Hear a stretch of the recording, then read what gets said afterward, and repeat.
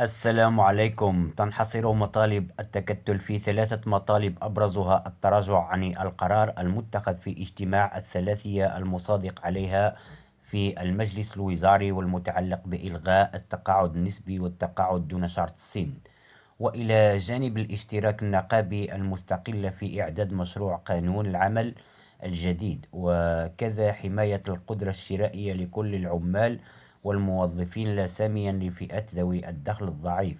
ويسمح القانون الحالي الذي ينتهي العمل به نهاية السنة الجارية للعمل بالتقاعد النسبي في حالة استيفاء سن 50 سنة مع ضمان على الأقل 20 سنة من العمل. هذا بالنسبة للرجل. أما بالنسبة للمرأة فحدد القانون سن 45 سنة واستيفاء 15 سنة من العمل، بينما ينص القانون الجديد الذي سيتم العمل به مع مطلع السنة القادمة على إلزام العامل بلوغ سنة 60 سنة 55 للمرأة مع شرط استيفاء شرط 15 سنة خدمة.